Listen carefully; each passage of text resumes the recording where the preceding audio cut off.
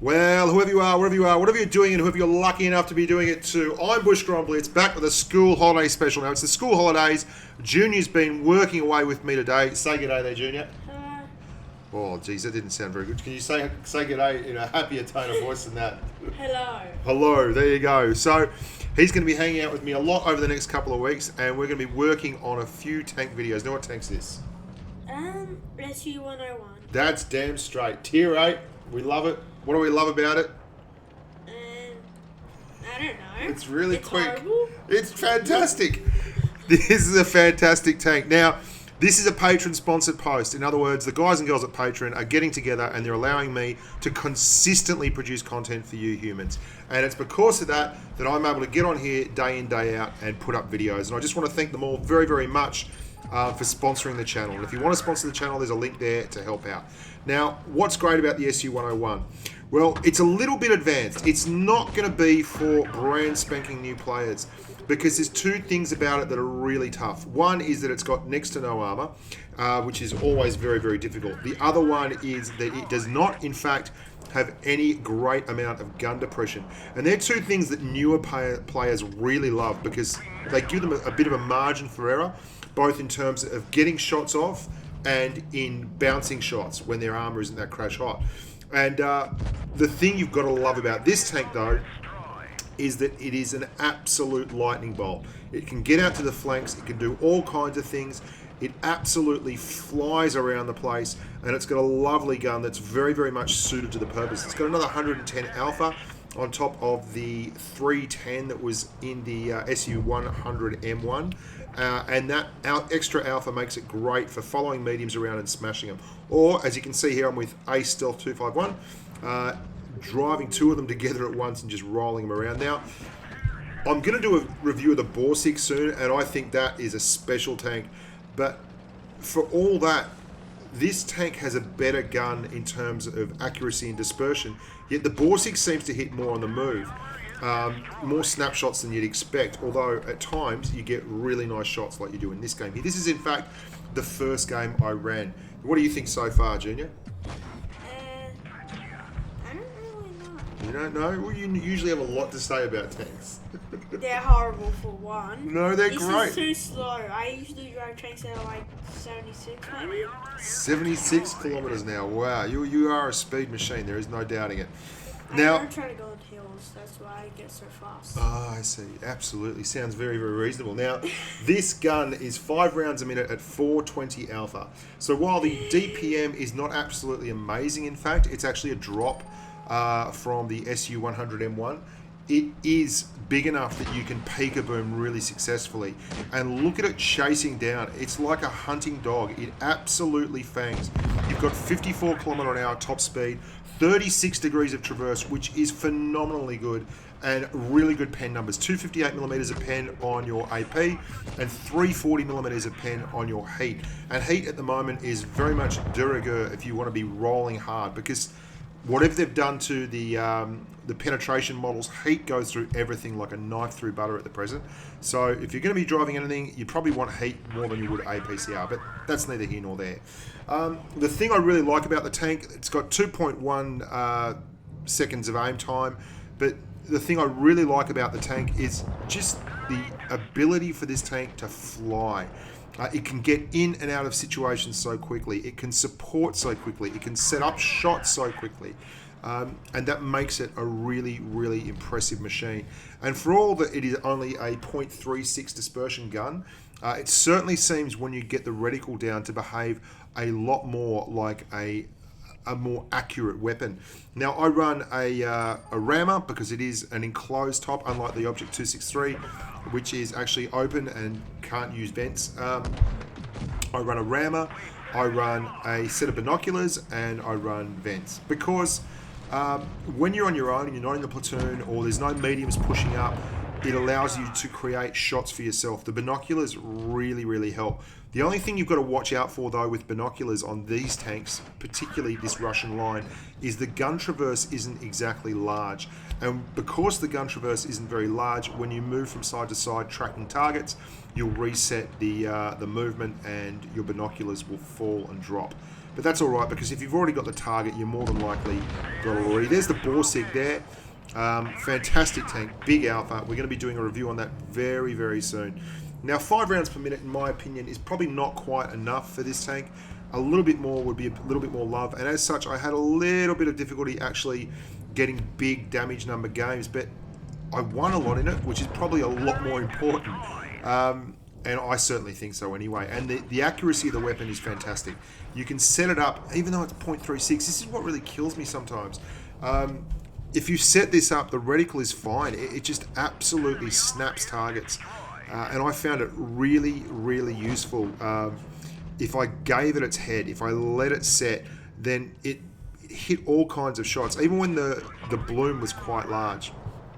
Now I'm going to show you one game very soon. I'm with Pimp Daddy at the moment, but you can see in all these videos, we're on the far left flank here on Mirage. Like, we've got right out. In most of these videos, we're rolling around, playing like a really fast wolf pack of mediums, like YOLO Town almost, and it's hilariously fun to do.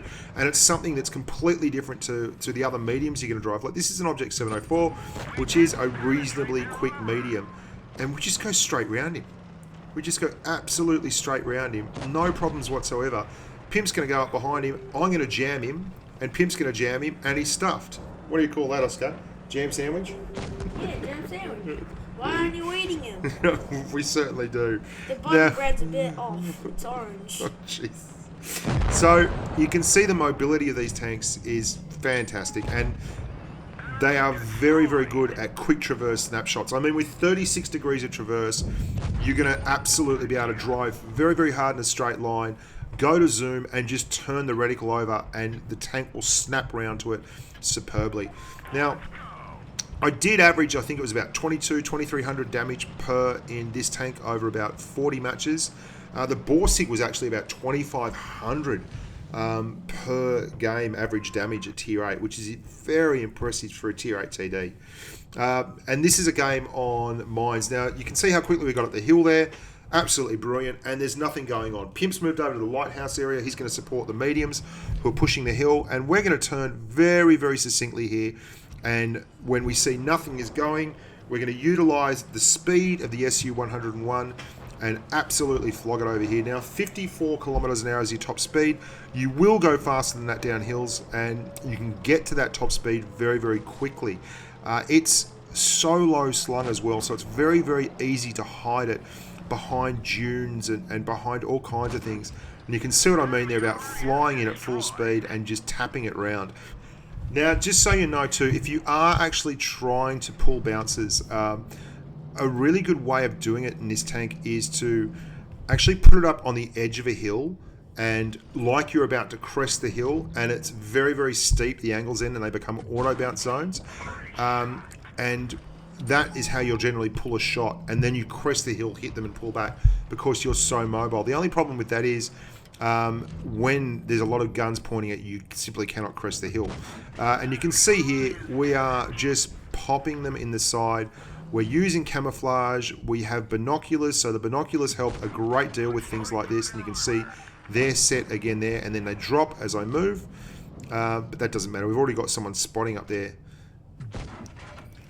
And the gun is absolutely doing the business. Absolutely doing the business. Pimpo's having a few ping issues here at this point in time. Set the gun up. Let the T-30 drive into the middle of it. And Bob's your mother's brother.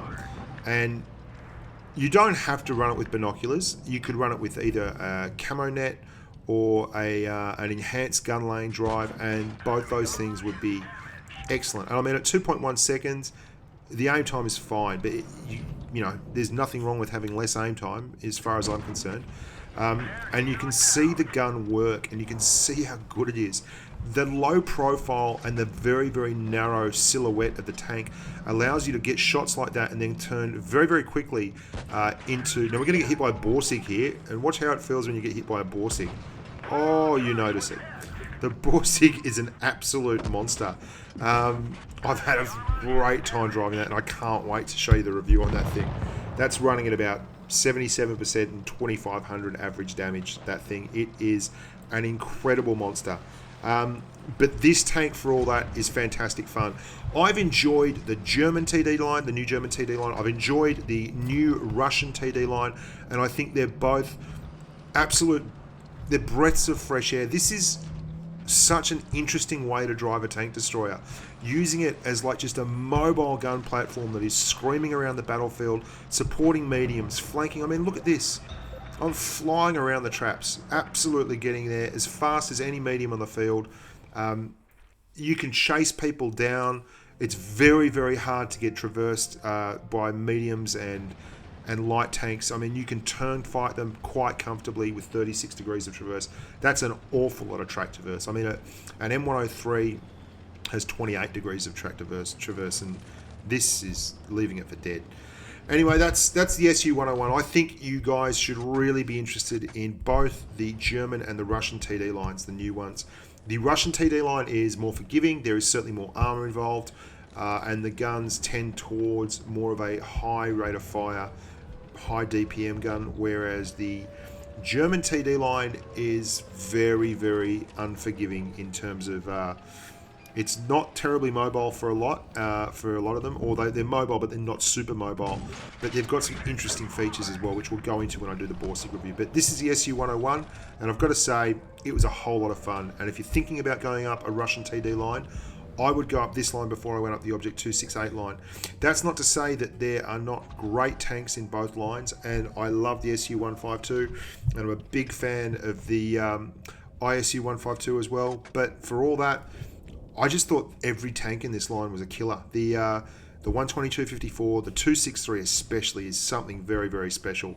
The 101 and the 100M1, they're all really good tanks, and they all stay in a nearly identical slot. Very fast, very quick, very low profile, lovely guns, and really able to lay the smack down. I'm Bushka Blitz. Thank you very much for your time. Do you want to say anything? Do you want to let the people know what's going on? Yeah. How's the school holidays been? Horrible so far. Horrible so far. Unbelievable. You'd rather be at school? No. No. Okay. Where are you going tomorrow? Nowhere. Nowhere? Okay. Gonna hang out with me. Bed for the whole day. Sounds good. Whatever I want. Eating whatever you want. Lots of iPad time. All right, guys. I'm Bushka Blitz and Bushka Jr. There's going to be a lot of this going on during the school holidays. If we want videos, we're going to have to do them on family time. Love your work. You guys are fantastic. Thank you very much for your support and being passionate. Until later. Stay safe on the battlefield.